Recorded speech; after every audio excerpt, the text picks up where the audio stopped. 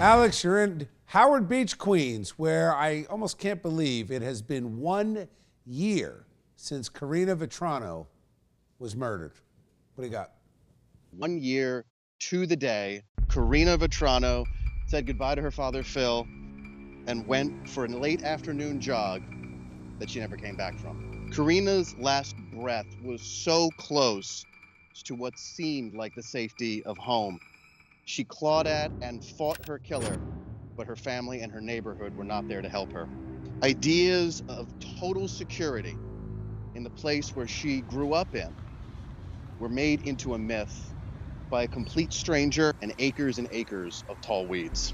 In one moment, the former safe haven of Howard Beach turned into a dark place, and her family descended into a long year of pain. I've been here covering this story since just after Phil and Kathy Vetrano buried their daughter last August.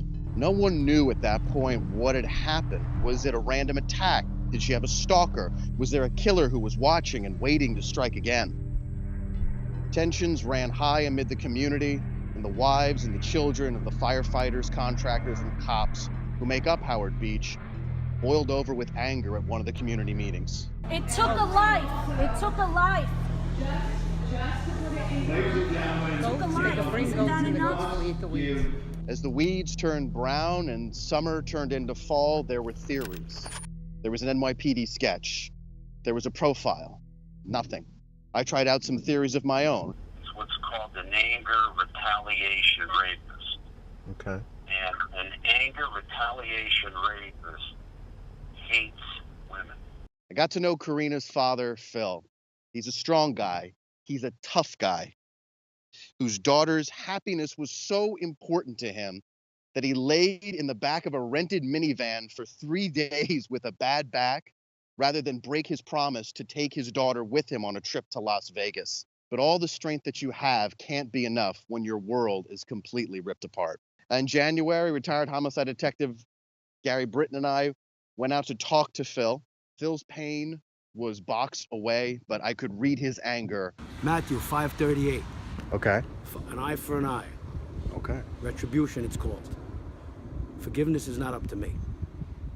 We started to suspect that the attack on Karina was random, horribly random. One Sunday in February, Phil was in Florida when he got a call. It was the NYPD. We got him, they said. Phil and his family rushed to a crowded courtroom to lay eyes on this man, who police said had murdered and sexually assaulted their loved one. Who did they see? A young man with more appearance to a willowy child than the stone-cold killer they were expecting. I thought that he would look like a criminal, you know, like a killer. What does he look like? He looks like a regular guy. You know, why would, you know, he doesn't look like somebody that would do that to my daughter. Since then, Phil and Kathy, their family and friends, have gone to every single hearing that have been held for Chanel Lewis, the accused killer of Karina Vetrano. I have to wonder if it's torture or therapy for them to walk into a darkened courtroom, looking that person in the eye, not knowing if they're going to hear more horrors about the way Karina died or simple bureaucracy for an emotional torment that now has a docket number. I know it's not closure. Today in Howard Beach, the community gathered together to try and lift the pall of the last year with a memorial walk for Karina along the steps that she had jogged the afternoon that she died. It's another season, Bill, another summer, and the weeds are back here in full force.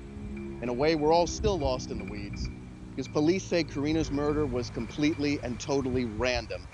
And that's hard for the people of Howard Beach, basically hard for anyone, to accept completely. In addition, the residents here are concerned about safety conditions in the park and that the National Park Service, which operates this since it's federal land, has not done enough to secure the area and make sure that another killing like this can never happen again. In some ways, the safety still hasn't returned to Howard Beach.